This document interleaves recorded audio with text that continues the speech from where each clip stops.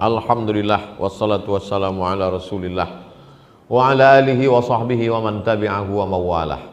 Ada 5 pertanyaan. Pertama, orang tua saya orang tidak mampu, ekonomi saya juga tidak baik. Mana yang saya dulukan, istri atau orang tua? Laki-laki diberi warisan 2 kali lipat warisan perempuan. Lidzakari mithlu hadzil unsayain. Kenapa?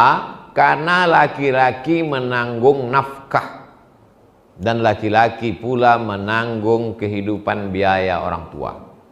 Jadi kalau posisinya emaknya, ayahnya susah, lalu istri, anak juga tanggungan, mana yang didulukan? Tak ada yang didulukan, dikebelakangkan, karena lapar tak bisa ditunda.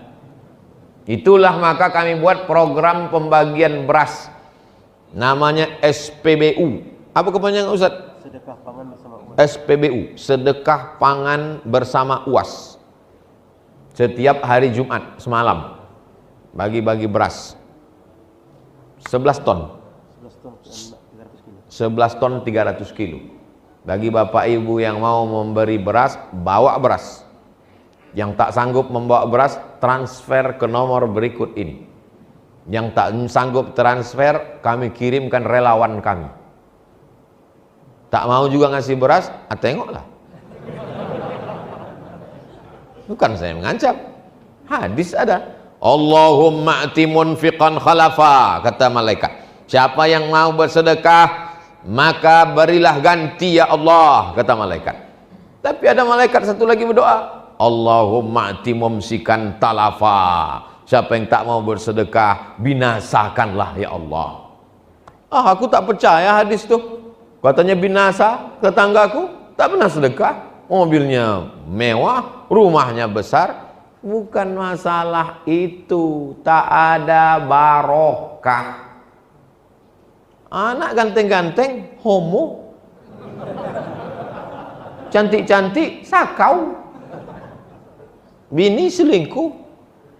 Laki dilarikan pelakor. Tak ada barokah hidup.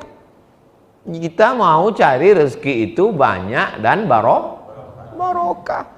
Jadi kalau pilihannya antara 2, emak lapar, bini lapar, ada pula orang katakan, dudukan orang tua, matilah bini kau. Bagi dua-duanya, makan dulu makanan pokok.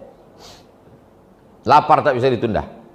Itulah awal motivasi kami berkumpul. Saya, Ustadz Al-Nob, sahabat-sahabat 35 orang, lapar tak bisa ditunda, kita sapu semua nih, keliling Pekanbaru, daerah-daerah terisolir yang susah, mesti nanti baru ke daerah, baru dibawalah ke suku Talang Mama, ke suku Akit, pesantren sampai ke Siak, sampai ke Meranti. Meranti itu dapat 500 kilo, 500 kilo tiap bulan. Sungai Pakning, jadi mengalir. Ustadz ada dapat beras tuh? Tak ada. Kita bagi-bagikan beras. Jangan pula ragu nanti, ini nampaknya Ustadz Somad nih pakai jas nih duit beras kami nih, kan enggak. Memang ada logonya situ, YTWU, Yayasan Tabung Wakaf Umat. Saya bukan mengada-ngada pakai jas nih, saya macam dulu pakai koko, pakai sorban, cuman dikasih sama Yayasan Tabung Wakaf nih supaya lebih berwibawa, kata dia. Biar yakin orang saya ustad. Cuma gak pakai jas. Sesudah pakai jas nih yakin bapak ibu saya ustad. Alhamdulillah. Jadi tak ada istilah didulukan ini. Yang penting makan. Tempat tinggal juga begitu. Adapun masalah lebih, yang ini belikan cincin, yang ini belikan tudung, yang ini belikan. Mohon doa anak kami Fatih Muzaki. Fatih penakluk, Muzaki orang yang 2 arti Muzaki ini. Pertama, membayar zakat, berarti dia kaya. Muzaki artinya suci, orang mensucikan diri. Zulfi, Zulfi artinya perantara aku. Anakku inilah yang akan menjadi perantara aku, bisa memasukkan aku ke dalam surga karena dia anak soleh. Jadi kalau ngasih nama tuh begitu, ada maknanya. Nama anak kau siapa? Valentino. Kenapa begitu kau kasih? Entah dulu waktu maknya hamil aku mau ngebut aja bawaannya. Fatih Muzaki Zulfi agar lolos ke pesantren tahfiz madani, kotanya hanya 6 orang, diperebutkan luar daerah. Nanti di akhir majelis kita berdoa anak-anak kita semua supaya berhasil sukses dunia akhirat. Yang paling penting dia bertauhid la ilaha illallah, jangan sampai dia sekuler, liberal, kafir, murtad, munafik. Mohon Ustadz cerita perjuangan Ustadz menuntut ilmu di tengah kesulitan, motivasi untuk kami yang sedang belajar. Ini nampaknya berarti tak ikut Instagram saya. Kan udah kutulis 3 hari yang lalu. Jadi anak-anak Kairo mau ujian, dimintanya lah saya video untuk supaya motivasi belajar, kata dia. Jadi saya tak mau, saya takutnya bercakap habis itu dia tak dengar. Saya tulis supaya dia membaca dan direnungkannya. Nah, yang belum follow silakan follow. Yang sudah belum baca, nih saya bacakan. Adik-adik kelas UAS di Azhar mau ujian. Mereka minta pesan dan doa untuk motivasi belajar. 5 September 1998 aku sampai di Kairo. Beasiswaku 162 pon. 50 pon untuk sewa rumah, 50 pon untuk makan, 20 pon untuk diktat, 20 pon untuk ongkos bis, 20 pon kuselipkan di celah-celah kitab untuk uang siap-siap, mana tahu sakit mendadak. Diktat itu ku baca 3 kali. Baca pertama ku pegang diktat dengan kamus. Baca kedua ku kasih garis. Yang penting garis merah, yang hijau penting, sangat penting garis merah. Ayat-ayatnya ku hafal, hadis-hadisnya ku hafal, ucapan-ucapan ulama ku hafal. Ku baca 3 kali. Baca ketiga ku buat ringkasan, tapi hanya rumus-rumusnya saja. Ringkasanku jarang dipinjam orang, karena yang paham isinya aku saja. Aku mesti lulus, karena kalau aku tak lulus beasiswaku putus 25%. Kalau aku tak lulus 2 kali beasiswaku putus. Aku tak mau minta duit sampai selesai kuliah. Aku tak akan minta duit. Aku tak miskin, aku cuma merasa cukup.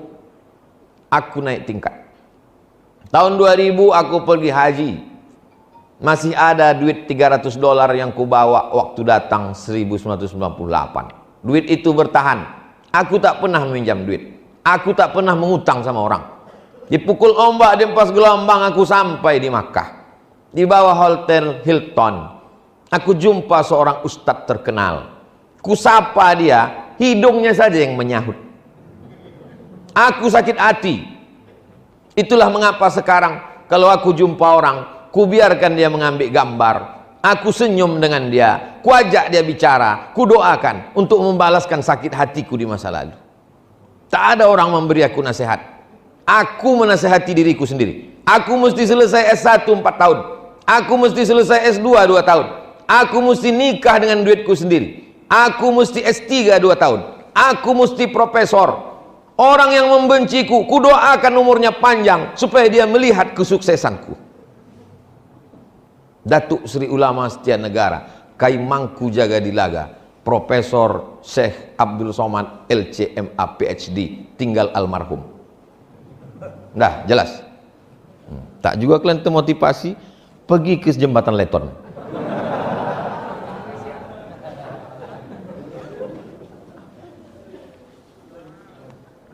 Semoga Ustadz sehat selalu, amin. Sebelumnya mohon doanya untuk kedua putra saya, semoga bisa menjadi penghafal Quran. Nanti di akhir majelis kita doakan semua anak kita jadi penghafal Quran, ya Allah. Ada yang mau saya tanya Ustadz, bagaimana kiat memotivasi anak agar bisa menjadi penghafal Quran? Anak-anak itu tak usah dimotivasi, dipaksa aja. kau kutinggalkan di pesantren. Nggak mau, Mak. Kalau tak mau, kutinggalkan kau di panti asuhan. Kita ini nggak hafal Quran kan karena tak dipaksa orang tua kita kan. Coba kau dipaksanya kita dulu. Hafal Quran kita ini sekarang. Jadi anak-anak itu paksa aja. Nanti dia berterima kasih sama kita, sayang sama kita. Hafal Quran. Sayang bukan dikasihkan dia handphone mahal. Sayang bukan dikasih dia sepeda motor, knalpotnya dipotongnya, selewat dia di masjid, disumpah orang satu masjid. Sayang sama dia bukan dikasih dia mobil, kacanya hitam, dibawanya anak gadis orang, dia playboy cap tupai. Sayang sama anak bukan dikasih dia kamar sendiri, TV-nya sebesar bioskop, main game online dia, tak tahu dia sembahyang, tak tahu dia tamu, tak tahu dia menegur orang, tak tahu dia adat istiadat, tak tahu dia kepada Allah. Itulah orang tua yang memajusikan anak. Sayang sama anak, masukkan dia pesantren. Selalu saya sampaikan, TK Quran, SD Quran, SMP Quran, SMA Quran. Masalah dia kuliah mau kemana, terserah. Anak saya, keponakan saya mesti belajar pesantren. Saya mengantarkannya ke Ihsan Boarding School. Kau mesti di sini, nak. Anak adik saya. Nanti sesudah kuliah terserah kaulah. Ibarat pokok kayu sudah siap dilepas ke hutan. Sekarang dalam polybag mesti ikut cakap aku. Kalau mau datang ke rumah aku, jangan pakai celana sempit, jangan pakai celana legging, jangan pakai celana setan. Mesti pakai jilbab panjang. Jadi kita mesti mendidik mereka agak strength sedikit. Saya cakap aja gitu, hati lembut. Karena lembut hati kita lah maka kita sayang sama dia. Kan mau menyelamatkan dia dari neraka jahanam itu. Adapun orang tua yang lemah lembut baik, papa mau jalan sama pacar, pergilah nak, pergilah. Itulah yang membuat dia jadi hantu. Emaknya kuntilanak. Nama saya tak boleh nama saya, menyebut nama, menjaga kode etik jurnalistik. Saya berniat untuk menikah. Bagus. Tapi kendala di biaya adat. Apakah saya berdosa karena membantah untuk mengikuti acara adat karena ini permintaan calon mertua saya? Apa dimintanya? Dimintanya emas secuci tangan. Ini cuci tangan, ha? Mesti penuh emas.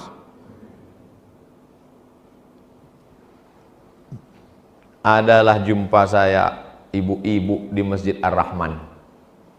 Ustadz, ya bu, anak saya mau nikah. Nikahkanlah kata saya. Saya mau dia memiliki kepribadian Pak Ustadz. Mobil pribadi, rumah pribadi.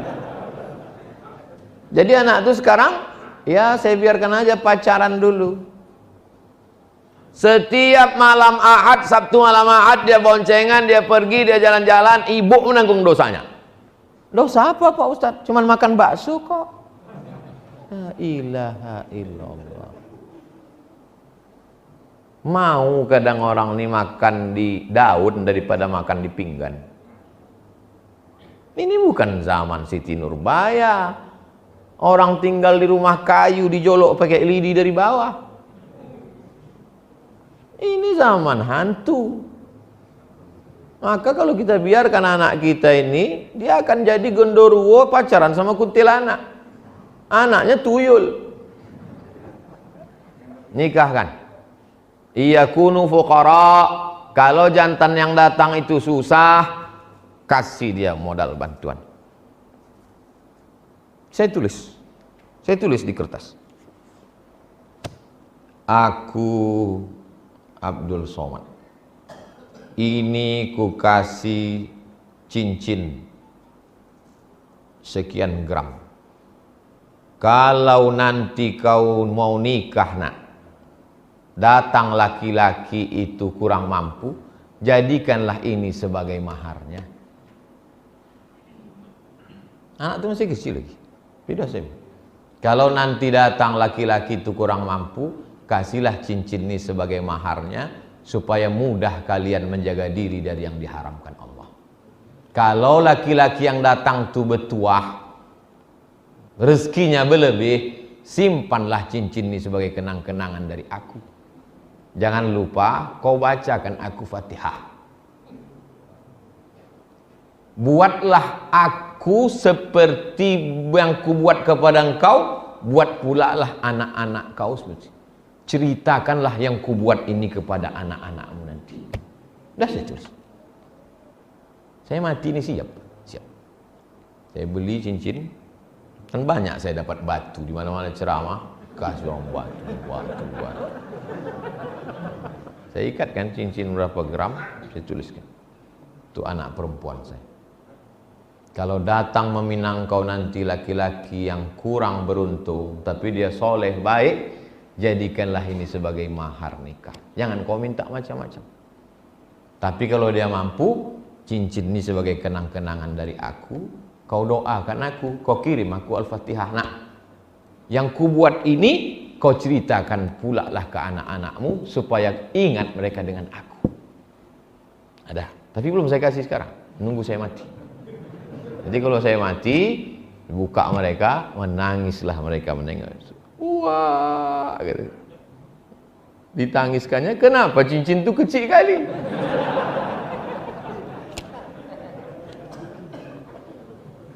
Bapak-bapak, ibu-ibu yang memahalkan mahar karena hanya untuk dunia, berzina dia, sesudah hamil baru dinikahkan dengan paksa, hidup sekali. Buatlah berarti. Jangan sampai menyesal.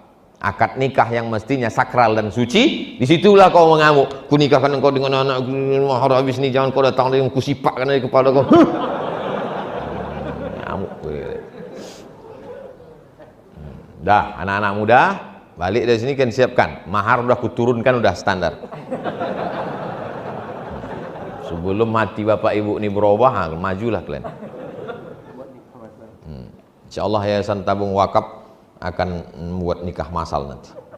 Anak-anak muda, kalian pinang. Jangan kalian minta bawakan pinang sama saya. Nanti saya diterima bapak ibu ini. Ala hazihin niyah wa kulli niyatin sholihah. Al-Fatihah. A'udzu billahi minasy syaithanir rajim. Bismillahirrahmanirrahim. Alhamdulillahi rabbil alamin. Ar-Rahmanir Rahim. Maliki yaumiddin. Iyyaka na'budu wa iyyaka nasta'in.